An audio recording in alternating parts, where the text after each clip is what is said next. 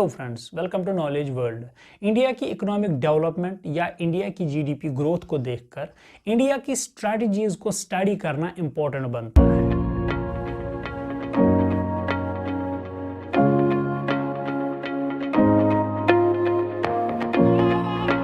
आज international level पे India को ज़्यादा इंपॉर्टेंस मिलती है और हर एक इंटरनेशनल फोरम पे इंडिया की जो ओपिनियन है उसको वैल्यू दी जाती है, जिसका ये मतलब होता है कि इंडिया की रिलेशन अदर कंट्रीज के साथ एक इंपॉर्टेंट रोल प्ले करती है।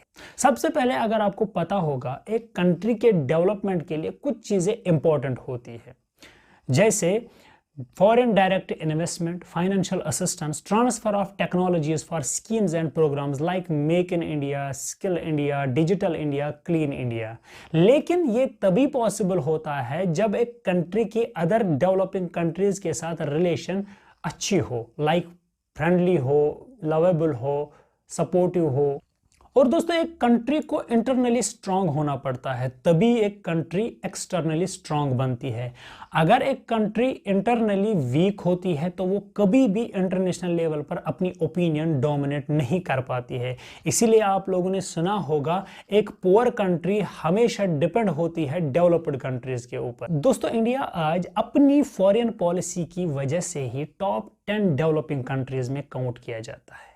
जैसे आपने सुना होगा, former president of India APJ Abdul Kalam ने कहा था, India can play effective role when it will be strong internally as well as externally. और इंडिया की पीस लविंग फॉरेन पॉलिसी ने इकोनॉमिकली बूस्ट किया है भारत को। अगर फॉरेन पॉलिसी की बात की जाए, फॉरेन पॉलिसी एक set of plans of action होता है जो डिप्लोमेटिक डीलिंग्स अदर कंट्रीज के साथ की जाती है, उसको फॉरेन पॉलिसी कहा जाता है।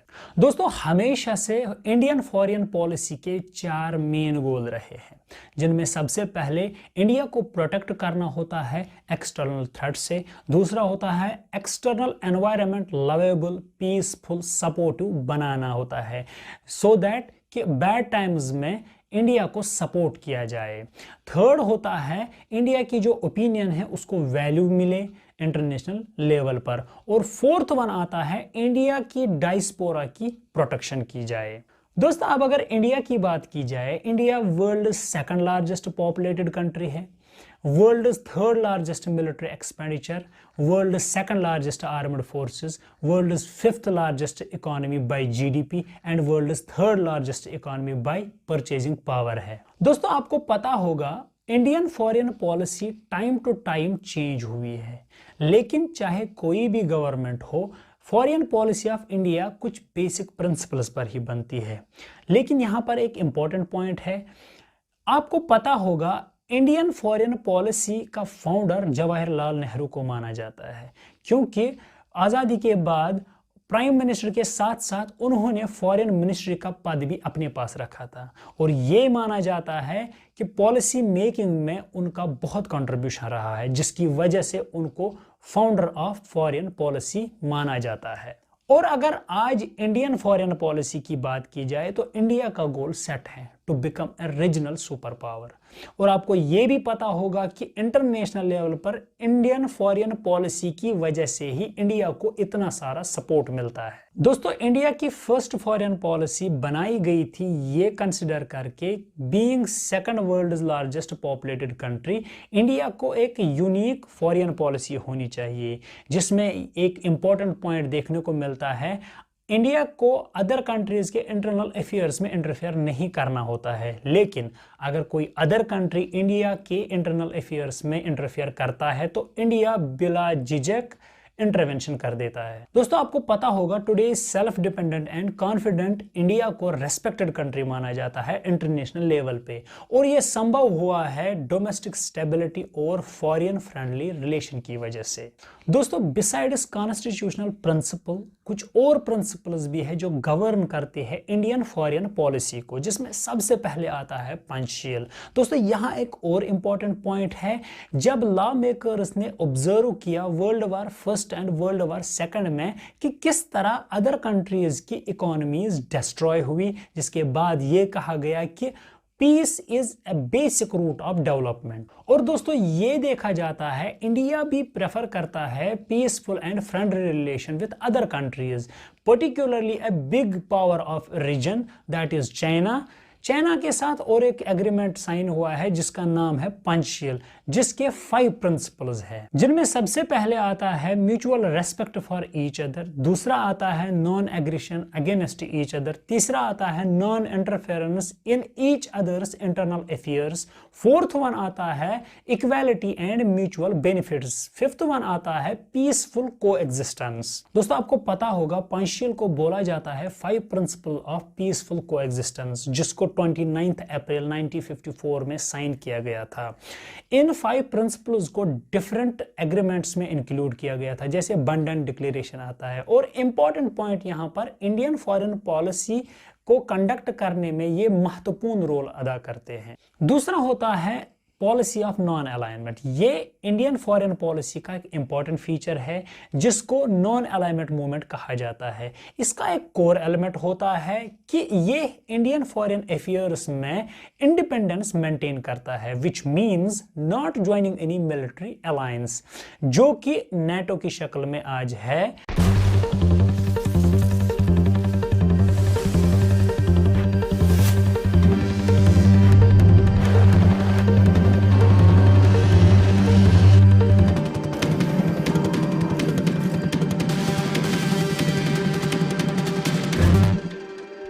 और एक सॉवेरेंट यूनियन के नाम से जाना जाता है।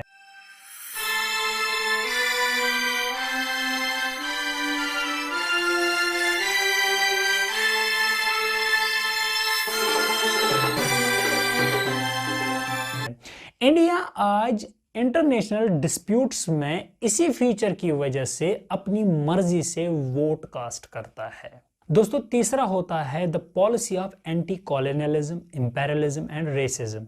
आपको पता होगा इंडिया को इंडिपेंडेंस स्ट्रगल ने बहुत कुछ सिखाया था।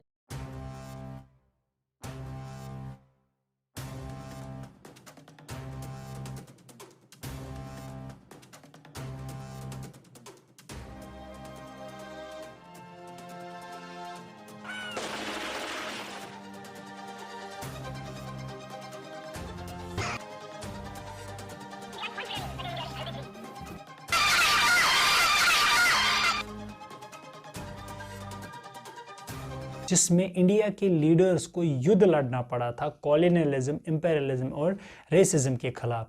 अब जबकि इंडिया विक्टिम रहा है कॉलोनियलिज्म एंड रेसिज्म का, तो इंडिया एक थ्रेट समझता है इसको इंटरनेशनल पीस एंड सिक्योरिटी के लिए। दोस्तों फोर्थ वन आता है peaceful settlement of international disputes. India ने हर एक इंटरनेशनल डिस्प्यूट को सेटल डाउन करने की कोशिश की है। जैसे इंडिया का लीडिंग रोल रहा है कोरियन कॉन्फ्लिक्ट को डीएस्केलेट करने में। दोस्तों आपको पता होगा इंडिया की इसी पीसफुल एंड फॉरेन पॉलिसी की वजह से इंडिया ने एक्सटेंसिव नेटवर्क बनाया है इंटरनेशनल लेवल पे और various important and higher level forms में मेंबरशिप हासिल की है। और आज इंडिया की अराउंड 200 कंट्रीज के साथ डिप्लोमेटिक रिलेशन है, जिसको मैनेज करता है मिनिस्ट्री ऑफ एक्सटर्नल अफेयर्स।